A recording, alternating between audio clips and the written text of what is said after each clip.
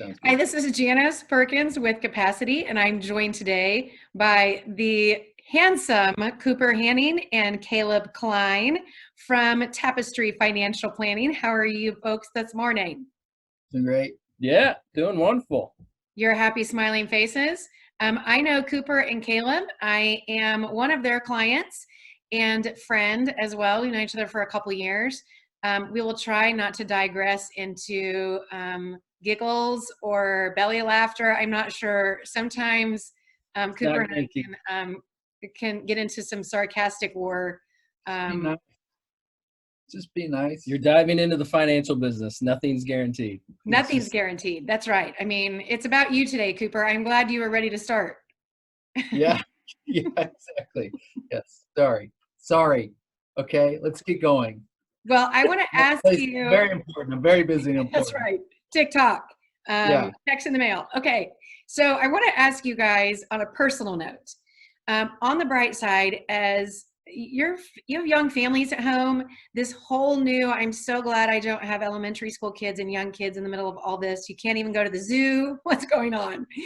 Give me your on the bright side as family men. What's going on in your personal lives? What have you found to be the benefit, the upside? Let us know when we find it. No, I'm just kidding. It has been, there's been some good things. There's been some rough things. My son, I have an 8-year-old son and a 5-year-old little girl, and they're great. They're awesome. They play together well. I actually can't imagine what it would be like to only have one child that doesn't have a playmate during this. That would not be fun. Right. Jamie and I, Jamie's my wife. We were talking about that the other day. But we've had a lot of fun just having game nights, spending time together that way. We got a play set for the backyard that was perfect timing right before all this started. That's been well used. And we've just had some good times. We have seen our kids' competitiveness come out. That has been an interesting development through all this. They are very competitive. We played the game Sorry last night, and if anybody's played that in the last few years, that is a ruthless game. And so there was some tantrums, there was some picking on each other, but all in good fun. So and that was just you and Jamie. That was just me and Jamie. Yeah. I was going to say the last time I played Sorry actually was, I never got it when the kids were little because it was a college drinking game we played. So that's all my associations with the game of Sorry. So I don't know what that's like with children and cookies. Yeah. What about you, Cooper? What have you been doing with the kids? Well, I would say not a lot has changed. I mean, obviously we're in the office, so we don't have too many people in our office, which means we're allowed to come here. If we could office at home, we wouldn't own an office entirely. But Caleb and I know that we can't get much done with the kids. So I got 3 at home. None of them are in school yet, so they're all under 5. And so not a lot has changed in that regard. However, zoo membership is crap now, and Botanica, like those types of places going out. Right. That has been harder, probably more on my wife. I think the other part was like the expectation. You saw the rest of the country going like, oh, we got to hole up for 30 days. And then probably the most disappointing thing to my wife is when the governor or Trump declared us essential. And I was like, that's great. I can put that on my resume now. Like, see, I told you. I'm worth something. I am essential. She was like, oh, great. I'm going to have Cooper at home helping. And then anyway, I haven't been. I've been actually working more. And so what we've been trying to do, and Caleb is good at challenging me to do this, but taking time, spending time at home, especially in this time, because you can work yourself to death. And a lot of people I know out there don't have jobs, and that's unfortunate.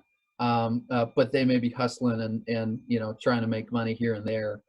It's easy to get work to the bone, and the problem will be probably coming back into normal life and getting used to that again, and not having a great rhythm. And so No, it's been great. I mean, we've definitely spent less money dining out, Mhm. and uh, and that's been a lot of fun. And now the weather's great, and Right. so we really enjoy being outside. I think we live on a park, and the park has been hopping, like so many people in the park, um, and no more than 10, I guess, in one spot. But Right. And in hazmat suits, I'm sure. everyone's in hazmat Yeah. suits. Yeah. Yeah, Yep. exactly. Very So Kansas lifestyle. I love that. I'm sure it's not been a county issue for anyone to turn in. Yeah. Yeah, That's right. yeah. That's right. No, So I think it's been so interesting how different this has affected different people. I mean, there's such a variance of how families have been affected. I mean, some have really been, whether it's losing a job, losing, insurance and benefits and stuff like that, people going through really hard stuff and having to deal with that, and families having to struggle through that. We have helped families, worked with a lot of different families on helping them through that, helping them understand kind of what that looks like versus, you have families that really nothing's changed. That's been Coop and I really have not a lot's changed. My son doesn't get his energy out as easily now, so we got to find different ways of doing that. Otherwise, he'll drive us all stir crazy. In well, I would say a good ways, but sometimes not. And so, and then there's families that are actually, like I said, that are busier right now because they're not because they're trying to capitalize on anything, but there's opportunities in struggle, and they right. just happen to be in position for that, and they're trying to uh, best steward that through all this. So there's quite a variety that's really happened through all this as well.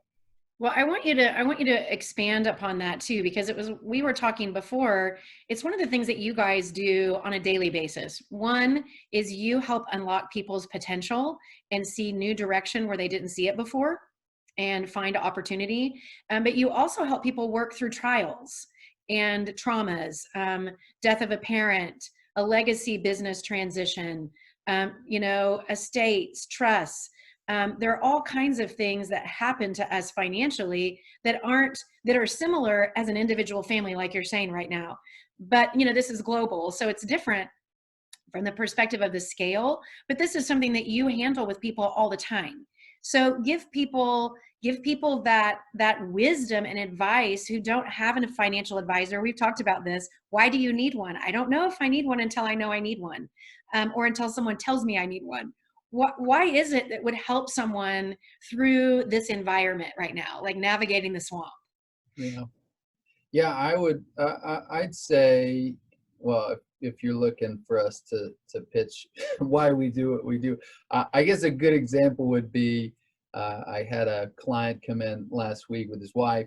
Oh, they're not clients yet, but we were just visiting, and I had visited with him, and he's all on board and has these goals and X amount. And I just said, hey, I want to visit with your wife too, and see what her goals are. And we spent an hour, a little over, just figuring out her thoughts of finance and as compared to his, what she thought of his goals. And about halfway through, he kind of stops me and he goes like, "This seems kind of like a therapy session." I was like, one of the funnier things that we've just noticed is we become Mm-hmm. sort of that objective third party, and not necessarily a therapist, but a lot of times in a similar role, between a husband and a wife, or a spouse and spouse, and we become that resource to bounce ideas off of. And it's not like, see, I told you, honey, like Cooper says this, but it's more of a, how do we balance expectations, and how do we figure out what's important about money? Because maybe spouses have two different ideas, but also each individual throughout the world, money means something different to them. That's right. And so we try to dial that in and really let them drive the process. And especially in this time, I mean, action is the result a lot of times of an event, right? So people a lot of times update their wills after a funeral. People look into life insurance. I had a client die last year, young guy, and I had probably 5 calls after the funeral from clients of mine going like, I think I need to up this, or I need to change this around. And I unfortunately, you know, those things have to happen to get people to take action. And we try to be on the front end of that and tell them like, hey, let's plan this out. Let's like know the fact that this is going to happen at some point in time. How do we plan for that? And how do we make sure that everybody's comfortable, including you, while you're here and spending money and saving and all of those things? Well, there's 2 different analogies that I've used in the past few weeks. And one is when you have what I would call a blurb interruption in the space-time continuum, like we have right now, it's an opportunity to not just clean the closets out, but to clean the little cobwebs in the corner of the closet that you overlook for a really long time. And that's one analogy when it comes to, you know, a big event like a funeral can do it. But when you have more time and the speed changes, then you can shift perspective and look at things and clean things out that you wouldn't normally have even investigated or taken a look at. So I want you to speak to that from a planning standpoint. What can people do in this time that they wouldn't have done before? Yeah, I think, you know, piggybacking a little bit on what Cooper was saying too, one of our roles in all of this is walking through the best of times and walking through the worst of times of people's lives. We really look at this as walking the journey with people in their life. And so, you know, whether it is dealing with, hey, we lost our job, we lost our benefits, how do we budget this? Or, man, we're busier than ever, how do we figure this out? Walking with people on it. But what it comes back to is really the planning aspect of it. That's what we have fielded a lot of calls, been reaching out to clients and talking to people through all this investment and stock market landscape right now, where we see the market drop and the outlook does not look good. At the same time, we could see a very quick recovery and the market could snap back into place. And we just, you know, people have a lot of questions around that. What we're consistently coming back to is, what is our plan? How does this fit into your individual financial plan? Whether your goal is, I need to have this much money a year when I retire in 30 years, or I need to have this much money a year when I retire next year, or I want to choose, I don't want to retire in the traditional sense. I just want to be able to choose when I slow down, which is more of the conversation we're having with people nowadays. Retirement is kind of going out of trend. You know, it's fading away. So helping people bring them back to their financial plan, to their goals, because we're being inundated with all this information from all these different sources all the time, whether it's friends, parents, news media, all this stuff saying, hey, you need to do this. Hey, you need to do this. You need to get in the stock market right now because it's going to recover. You need to get into gold right now because it's all going to come crashing down. There's so much information, but all of that information is either applicable or just white noise, depending on the financial plan and the financial goal. So something that people can really do right now, just like you said, and what you're talking about of cleaning the cobwebs and all of that, is dialing in their financial plan. And when people think about a financial advisor, a lot of times they're not thinking about their financial plan. They're thinking more of, or the vision they get is, well, I'm going to give them some money and they're going to make me as much money as they can. And that's what they're going to do. That is a very small part of what we actually do for people. So we want to develop their plan and understand what are the things that we need to be doing to get you where you want to go, to let money be a tool for you in all this different stages of life that you're going to experience, whether that is working, whether that is providing for children, whether it's college or their first down payment on their first home, whether it is I'm choosing to work part-time because I want to slow down, kind of whatever, or whether it's choosing, I want to give more. That's something that we really try and encourage people is, let's give as much as we can, because we believe our basis on that is that giving provides more fruitful life than almost anything else. And so providing people an ability to give in their financial plan and actually help them understand what that looks like, that's a cool thing that we get to do and walk with people in. And right now is a great time to do it. People think, oh, that's a terrible time to think about that. No, it's a perfect time. You have time. Let's map it out. We're going to get out. We just stress tested the plan going through a terrible crisis type of situation. Let's play it out, plan it out, really be able to map out how we can give and how we can live life to the fullest coming out of this. So, yeah, I think the practical things, Janice, would be a lot of people realizing how much money they were spending and noticing, I mean, especially on things like dining out and simple stuff like that, for you to kind of reflect and go, oh, geez, well, now as we adjust this, it's possible to cook meals at home, and it's possible to save money in this way. And here's money that we have. And I think the other side to that is people who are being put on furlough or unemployment. They're realizing that they can survive and come out of this. I mean, I think the ultimate benefit of all this is kind of pushing the reset button on maybe people's finances or expectations, or even just a paradigm of what life looks like. And we're going to come through this, and people are going to go, oh, we live like we're good. And that didn't affect some things. And so long as people have stayed healthy throughout this whole process, I think they're going to look back and go like, that wasn't so bad. Like we survived. We're good. Our finances are good. We can get through this. So.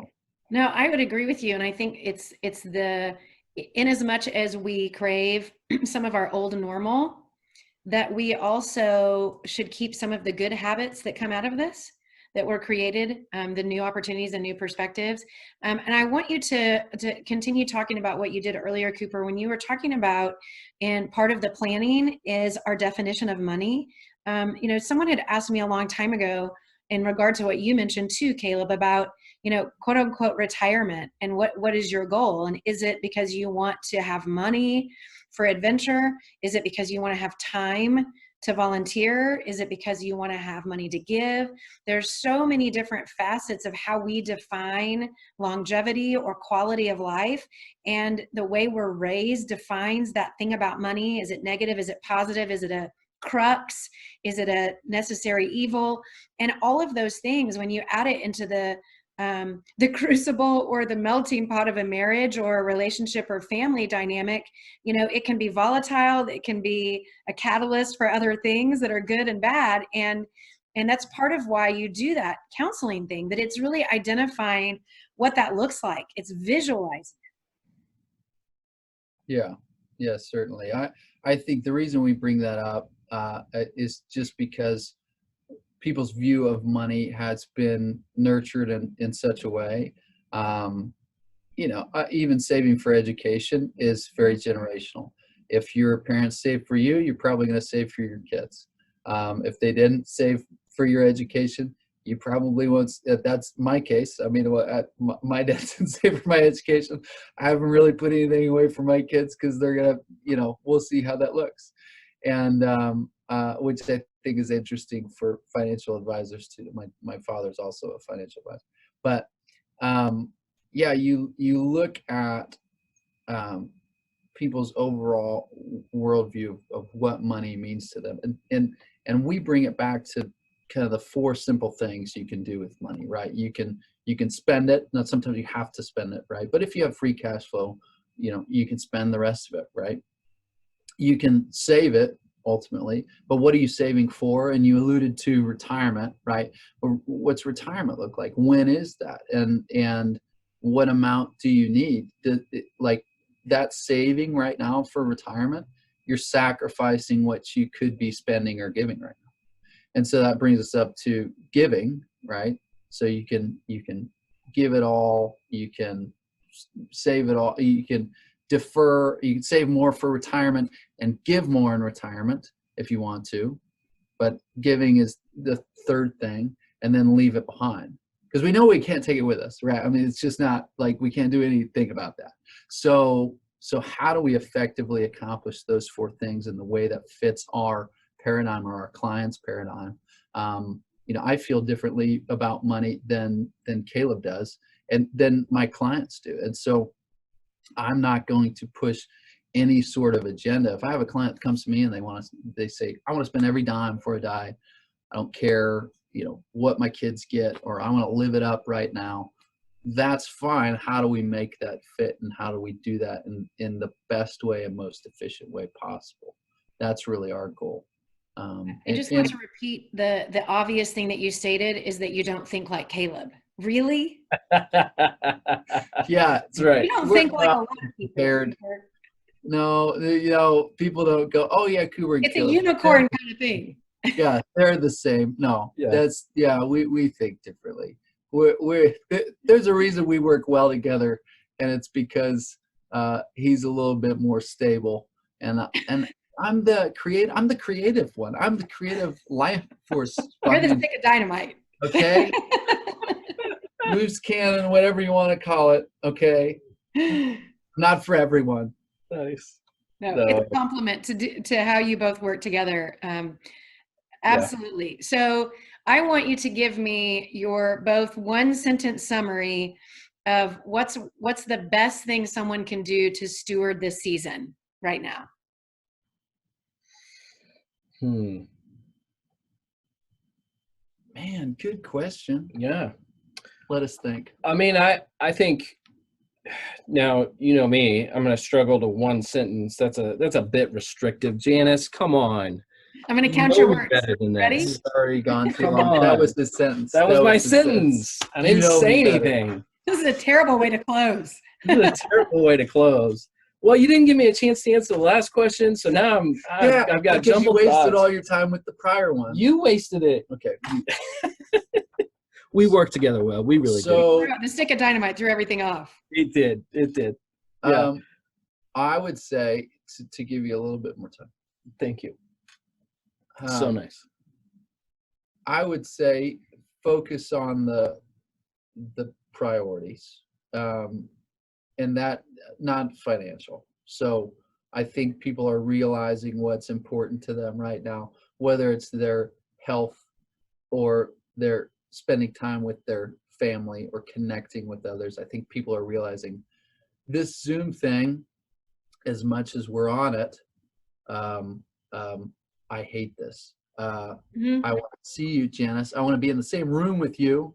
I know, because we could banter a lot better in person. Yeah. This filter isn't helping the chemistry we have. You probably feel better making fun of me to my face. Better. So focus on priorities. Mm-hmm. I would say, and actually I'm going to go back real quick I'm going to rebel here a little bit and go back to the last question, because I did have a good thought. So it's not my one sentence. We'll be the judge of that. Yeah. One thing I would say too on going back to the mentality and how people can look at money and their different perspectives of money. One thing we see all the time is that people can get stuck in their idea of comfort and that of what they need and not really knowing what the boundaries of that are. And so something that we really work to do is to understand what do people need to be comfortable, and then what's the excess over that. Because a lot of people get stuck saying, well, I need all this to be comfortable. I need every bit of this. I can't do some of the things I want to do because I need it, because I think I need it to last. When in reality, through good stewardship and good efficiency of a financial plan, we can define actually that excess that we can go do stuff with, whether it's travel, whether it's giving, whether it's providing some cool things for kids, or just different things that are out there. if we can define that excess, then we can start to talk about what do we do with that excess? Right. And that's a really important thing that we find and really work at with everybody, because that excess, once we get out of that scarcity mindset, we can get into an abundance mindset and really do a lot of life happens in that excess, in that abundance. And that's a really cool place to be. So. No, I love that you added that, because the truth is, through multiple conversations for me in the last probably 5 to 10 years, I mean, every season of life changes your perspective of that. But the more you really push the boundaries of conversation with a financial planner, talking about life insurance, talking about college investment, all different things that new seasons bring, it does change your definition and the depth of what comfortable means and what your goals are. And I like that phrase, and really investigating comfort, and especially through this season right now.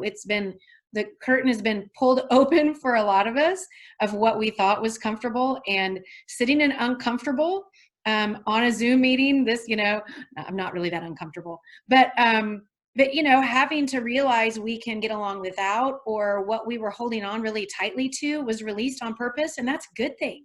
It's a really good thing. Yeah. And I think that goes to my one sentence of what to focus on. Right now, we have all been thrust into a mindset of scarcity. We're all, how do we hold tight and hold on to everything we have right now to batten down the hatches and get through this season? But what's going to come out of that is an opportunity for abundance and a realization of abundance. And so, but we can miss that boat if we don't have a third party that's helping us see that, or a non-emotional person, invested in the well-being and what we're trying to do. We can miss that.